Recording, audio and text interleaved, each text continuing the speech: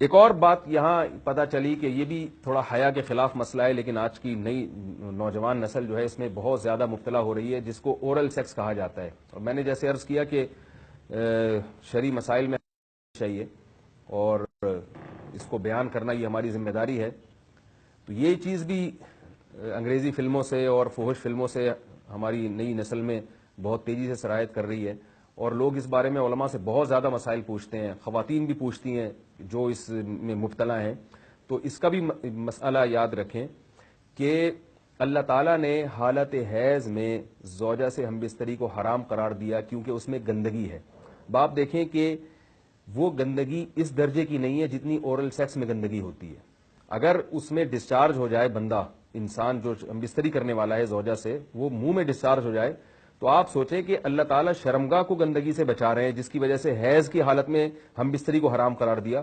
تو منہ جس سے انسان کھانا کھاتا ہے، جس سے کلمہ پڑتا ہے، اور جو انسان کے جسم میں سب سے اشرف عضو ہے، سب سے زیادہ معزز اور مکرم عضو ہے، اس میں ایسی گندگی کو ڈالنا کہاں سے جائز ہو سکتا ہے، کہاں سے حلال ہو سکتا ہے؟ تو آج بعض متجدد قسم کے لوگ جو ہے نا اس کو حلال قرار دے رہے ہیں، تو یہ بالکل غلط ہے. تو یہ بات خوب ذہن میں رکھیں کہ اورل سیکس کے ذریعے اپنی خواہش کو پورا کرنا اس طور پر کہ ڈسچارج ہو جائے انسان عورت کے منہ میں، بیوی کے منہ میں، یہ بالکل حرام ہے، بالکل ناجائز ہے. کیونکہ منی ایک غلیظ اور ناپاک اور گندگی ہے اور ناپاک اور نجس چیز ہے. بعض حضرات یہ کہتے ہیں کہ منی پاک ہے، مگر یاد رکھیں منی کے پاک ہونے کے دلائل مضبوط نہیں ہے، منی کے ناپاک ہونے کے دلائل بہت مضبوط ہیں. سب سے پہلی دلیل قرآن مجید میں آتا ہے الم نخلقکم من ماء مہین، ہم نے تمہیں غلیظ اور پلید پانی سے پیدا کیا، ذلیل پانی سے پیدا کیا ہے. تو اس میں بھی اشارہ ہے کہ منی ناپاک چیز ہے. دوسری بات یہ کہ حدیث میں آتا ہے کہ کنت افرک المنی من ثوب رسول اللہ صلی اللہ علیہ وسلم ثم یصلی فیہ. حضرت عائشہ رضی اللہ تعالی عنہ فرماتی ہیں کہ رسول اللہ صلی اللہ علیہ وسلم کے کپڑوں پر اگر منی لگی ہوتی تھی، صحیح بخاری کی حدیث ہے، میں اس کو کھرچ کے صاف کرتی تھی، پھر آپ صلی اللہ علیہ وسلم اس میں نماز پڑھا کرتے تھے. اب بعض حضرات نے یہاں سے استدلال کیا ہے کہ منی اگر ناپاک ہوتی تو حضرت عائشہ اس کو دھوتی، کھرچ کے صاف کرنا اس کی علامت ہے کہ منی پاک ہے. لیکن یہ بات غلط ہے. اگر منی پاک ہوتی تو حضرت عائشہ کو کھرچنے کی ضرورت نہیں تھی. بات یہ ہے کہ وہ نجاست جس کا ایک باقاعدی جسم ہوتا ہے اور وہ کھرچ کے جسم سے یا کپڑوں سے الگ ہو سکتی ہے، تو اس نجاست کو پاک کرنے کا طریقہ یہ ہے کہ اس کو کھرچ دیا جائے. ناپاک تھی تبھی تو حضرت عائشہ رضی اللہ تعالی عنہ اس کو باقاعدہ کھرچ رہی ہیں اور دور کر رہی ہیں. اور گیلی منی کو نبی، یہ ثابت ہے کہ حضرت عائشہ رضی اللہ تعالی عنہ آپ صلی اللہ علیہ وسلم کے کپڑوں سے دھویا کرتی تھیں اور آپ صلی اللہ علیہ وسلم اس میں نماز پڑھا کرتے تھے. حضرت عمر رضی اللہ تعالی عنہ کے دور میں کسی شخص کو احتلام ہوا تو اس نے اپنے پورے جو ہے نا وہ کپڑے دھوئے، تو حضرت عمر نے اس کو منع کیا، فرمایا کہ اتنا کافی تھا کہ اس جگہ کو تم دھو لیتے. تو اس میں بھی حضرت عمر اس کو باقاعدہ دھونے کا حکم دے رہے ہیں. کسی بھی صحابی نے اعتراض نہیں کیا کہ یا امیر المومنین آپ ان کو دھونے کا حکم کیوں دے رہے ہیں، منی تو پاک ہے. تو منی کے جو ناپاک ہونے کے دلائل ہیں وہ بہت مضبوط ہیں. باقی اس کو جو کھرچنے کا حکم ہے وہ اس لیے کہ منی کے پاک جو اگر خشک ہو جائے تو وہ کھرچ کے بھی پاک ہو جاتی ہے، اس کو پھر دھونا ضروری نہیں ہوتا.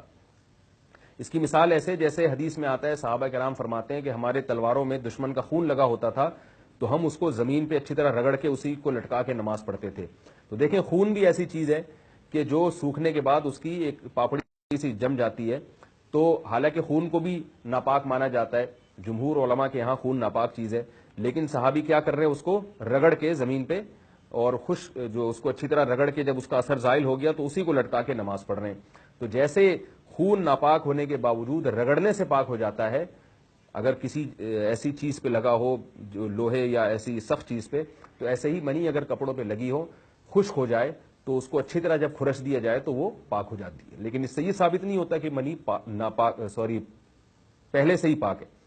ایک اور دلیل منی کے ناپاک ہونے کی یہ ہے کہ جو مدی ہے، ٹرانسپیرنٹ پانی جو مرد کے جسم سے نکلتا ہے، وہ اگر جسم سے نکل جائے تو وضو فرض ہو جاتا ہے، اور منی نکل جائے تو غسل فرض ہوتا ہے.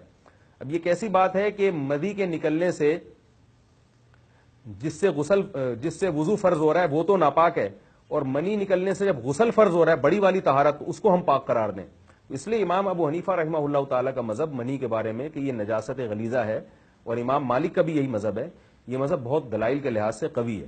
تو اس لیے عورت کے منہ میں ڈسچارج ہونا یہ بالکل حرام ہے، ناجائز ہے، گندگی ہے، اسلام میں اس کی قطعاً اجازت نہیں ہے.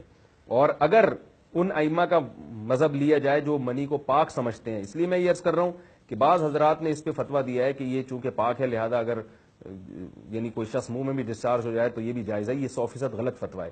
اس لیے کہ جو حضرات اس کو پاک کہتے ہیں وہ بھی اس کو خبائث میں داخل کرتے ہیں, حرام چیزوں میں داخل کرتے ہیں. اس کا کھانا یا اس کا منہ میں ڈالنا وہ بھی جائز نہیں کہتے. تو اس لحاظ سے بھی یہ ناجائز ہے اور بہت ساری بیماریوں کا ذریعہ بھی ہے.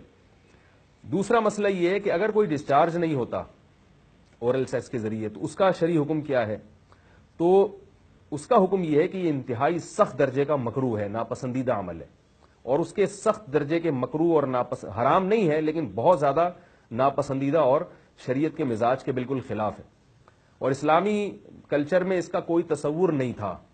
یہی وجہ ہے کہ فقہائے کرام کے ہاں اس چیز کا تذکرہ بہت ہی محدود پیمانے پر ملتا ہے. یہ اس کی علامت ہے کہ مسلمان معاشرہ اس چیز سے بالکل بھی واقف نہیں تھا کہ یہ کیا ہوتا ہے. تو یہ چیز غیروں سے آئی ہے, غیر مسلموں سے ہمارے معاشرے میں, جو ان کی موویز دیکھ دیکھ کے, فحش فلمیں دیکھ دیکھ کے نوجوانوں میں اس چیز نے سرایت کیا. ورنہ یہ انسان طبی طور پر اس عمل سے بہت زیادہ نفرت کرتا ہے. کوئی بھی شریف الطبع آدمی ذہنی طور پر اس کے لیے تیار نہیں ہوگا. تو میں پھر بھی یہ کہہ رہا ہوں کہ بہرحال علماء اس کو ناجائز اور حرام نہیں سمجھتے, اس لیے کہ میاں بیوی ایک دوسرے سے جس طرح سے چاہیں استمتاع کر سکتے ہیں, لیکن سخت ناپسندیدہ بہرحال ہے اور مکروہ چیز ہے اور اس قابل نہیں ہے کہ اس کی حوصلہ افزائی کی جائے. یہ اس کے بارے میں ہے کہ جب یعنی جو ہے وہ ادخال کیا جائے اس فم کے اندر, اس جو ہے مرد اس میں باقاعدہ جو ہے وہ تلذذ حاصل کرے. اگر ایسا نہ ہو بلکہ باہر سے استمتاع کیا جائے, جیسے بعض جگہ ایسا ہوتا ہے کہ کیا نام ہے عورت کو اس چیز سے گھن آتی ہے کہ وہ اپنے منہ میں اس گندگی کو لے کر جائے, تو پھر بعض شوہر زوجہ کو مجبور کرتے ہیں کسنگ وغیرہ پر, تو یہ کم درجے کی کراہت ہے. یعنی یہ بھی ناپسندیدہ تو ہے مگر یہ اس درجے کا مکروہ, اس درجے کا ناپسندیدہ نہیں ہے. دوسری بات یہ کہ یہ جو میں نے پوری ڈیٹیل بیان کی ہے یہ اس صورت میں ہے اس کے مکروہ اور ناپسندیدہ ہونا کہ عورت اس کے لیے ذہنی طور پر آمادہ ہو.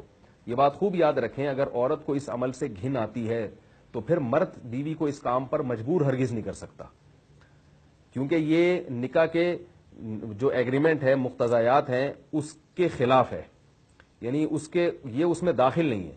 عورت اپنے آپ کو ہم بستری سے تو نہیں روک سکتی, مرد جب چاہے گا بیوی سے ہم بستری کر سکتا ہے, عورت کو اجازت نہیں ہے. لیکن خاص اس عمل سے عورت مرد کو روک سکتی ہے اگر وہ ذہنی طور پر اس کے لیے آمادہ نہیں ہے. یہ تو میں نے اورل سیکس سے متعلق کچھ فقہی احکام بیان کیے ہیں. دوسری بات